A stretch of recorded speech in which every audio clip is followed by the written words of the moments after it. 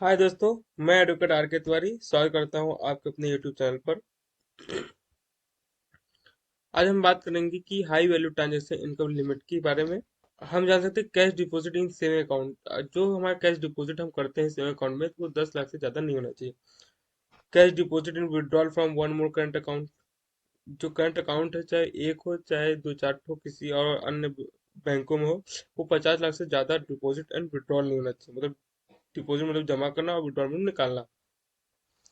Term deposit 10 lakh से ज्यादा नहीं होना चाहिए। Purchase and sale immovable property, house, land, apartment etcetera 30 lakh से ज्यादा नहीं होना चाहिए। रिसिप्ट ऑफ कैश और cash for the sale of goods and service. जो हमारा कैश से हम जो सेल जो बेचते हैं गुड्स एंड सर्विस, वो हमारा 2 लाख से ज्यादा नहीं होना चाहिए। Cash payment for bank and demand draft challan. जो कैश का पेमेंट हम करते हैं डिमांड बैंक डिमांड में, ड्राफ्ट में, चालान में, वो हमारा 10 लाख से ज़्यादा नहीं होना चाहिए। Purchase of share, mutual fund, bond, debenture. जो हम बॉन्ड्स खरीदते हैं या म्यूचुअल फंड खरीदते हैं, शेयर खरीदते हैं, डिवेंचर खरीदते हैं, वो 10 लाख से ज़्यादा एनुअली नहीं होना चाहिए। लेकिन आप जान सकते हैं कि जो एसएफटी है, एसएफटी में ये सब सारी चीज शो करेंगे। अगर आप 10 लाख से ज्यादा कैश में डिपॉजिट करते हैं अकाउंट में, तो शो करेगी। कैश में deposit withdrawal on one more current account में करेंगे तो 50 लाख से ज्यादा, तो एसएफटी में शो करेगी। ये सब एसएफटी में शो करेंगे। और ये सब ज्यादा नहीं होना चाहिए। अगर साल भर में आप इसको इससे ज्यादा अगर टर्नओवर कर रहे हैं आप, और आईटी फाइल भी नहीं कर रहे हैं आप, तो आप निश्चित है कि आप परेशानी में पड़ सकते हैं और आपको नोटिस आएगा। क्रेडिट कार्ड का जो पेमेंट इन कैश है, वो 1 लाख से ज्यादा नहीं होना चाहिए।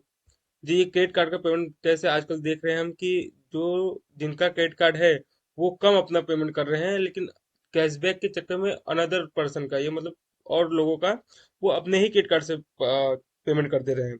जो ये सरासर गलत है। ऐसा हमें नहीं करना चाहिए। अगर ऐसा हम करेंगे तो कहीं 1 लाख से ज्यादा हो गया, अब वो हो गया, तो हम कैश में डिपॉजिट करेंगे 1 लाख से ज्यादा, तो हमें नोटिस भी आएगा, एसएफटी में शो भी करेगा, हम परेशानी पड़ जाएंगे और आईटी रिटर्न फाइल करने में हम कहीं ना कहीं जरूरी हो जाएगा, जो कि हमें फाइल करना पड़ेगा। तो ऐसा हमें नहीं करना चाहिए। हमें किसी और का भी नहीं करना। अगर आप किसी और का कर रहे हैं, तो इस बात को ध्यान दीजिए कि आप कहीं बिल ज्यादा ना बढ़ जाए। आप मैनेज कर सकते हैं तो करिए, नहीं मैनेज कर सकते बिल्कुल मत कीजिए। तो आप देख सकते हैं, अभी जो न्यू एडिट हुआ है, ये देख सकते हैं पेमेंट ऑफ होटल। अगर पेमेंट ऑफ होटल में आप 20 हजार से ज्यादा कर सकते हैं, तो एसएफटी में शो करेगा। Payment of property tax per annum. अगर साल भर में आप प्रॉपर्टी की टैक्स जो 20 हजार से ज्यादा कर रहे हैं, तो वो भी एसएफटी में शो करेगा। हेल्थ इंश्योरेंस प्रीमियम 20 हजार, लाइफ इंश्योरेंस प्रीमियम 50 हजार। Payment of education fees donation. अगर आप डोनेशन दे रहे हैं, फीस किसी का दे रहे हैं एजुकेशनल पे, अगर वो 50 हजार से, अगर वो 1 लाख से ज्यादा है, तो आप एसएफटी में भी शो करेगा और आपको आईटी आईटी रिटर्न भरना कंपलसरी हो जाएगा। अगर आप आईटी रिटर्न नहीं भरते हैं, तो आप परेशानी में पड़ सकते हैं। नोटिस भी आ सकती है। नोटिस की जो आती है, उसका जवाब कैसे लिखना है, वो हम अपनी अगली वीडियो में जरूर शो करेंगे। अगली वीडियो जो हम लेके आएंगे, तो उसमें इस चीज पे ही लेके आएंगे कि नोटिस आए तो हम उसका जवाब कैसे दें। इससे पहले, अगर आपके हमारा वीडियो अच्छा लगता हो, तो आप share, subscribe and comment, like जरूर कीजिएगा और बेल आइकन जरूर दबाइएगा, जिससे अगली वीडियो हमारी आने वाली आपको नोटिफिकेशन जरूर मिल जाए। इलेक्ट्रिसिटी कंजप्शन पर ईयर, ये 1 लाख से ज़्यादा हो रहा है, तो आपको एसएफटी में शो करेगा।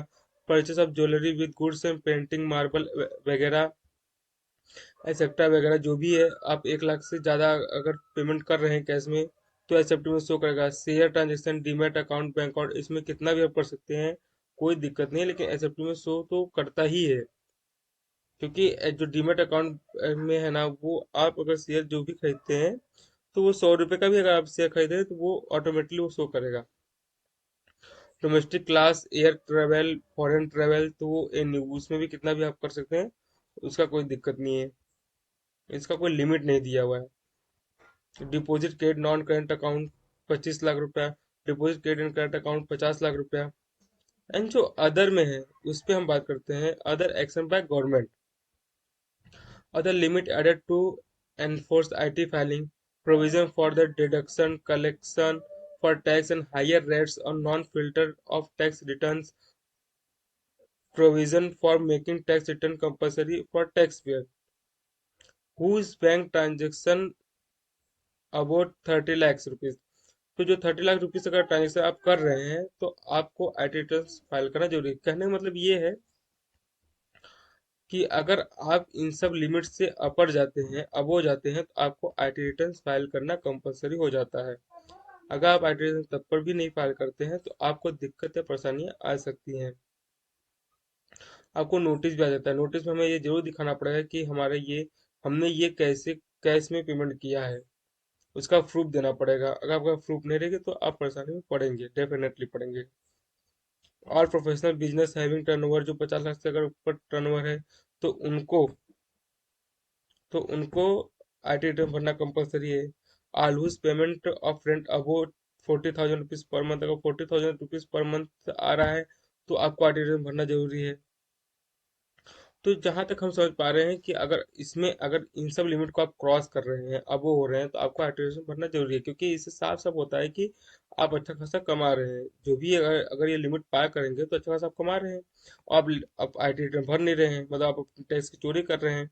तो टैक्स की चोरी में आते ही आपको नोटिस आएगी, और नोटिस आएगी, आप जवाब नहीं दे पाएंगे, आपके ऊपर दंड होगा या कार्रवाई होगी। तो उससे आप बचने के लिए आईटी रिटर्न जरूर दाखिल कीजिए। अगर आप इसको क्रॉस कर रहे हैं तो, अगर इसको क्रॉस नहीं करें तभी भी आप दाखिल कर सकते हैं आईटी रिटर्न। आपको आगे चल के बहुत फायदे देंगे, बहुत फायदेमंद है आईटी रिटर्न दाखिल करना। साल भर में एक बार दाखिल करना रहता है। आप हो सके तो जरूर से जरूर दाखिल करें आईटी रिटर्न। आपके लिए ही फायदेमंद या आपको ही काम आएगी वो आगे चलकर। अगर आपको ये वीडियो अच्छी लगी हो तो आप हमें लाइक, शेयर एंड सब्सक्राइब जरूर कीजिएगा। और औरों को भी शेयर जरूर कीजिएगा, जिससे कि उन्हें मालूम पड़ सके कि ये लिमिट को अब वो हमें नहीं करना है उनको जरूरत के लिए। धन्यवाद। Thank you.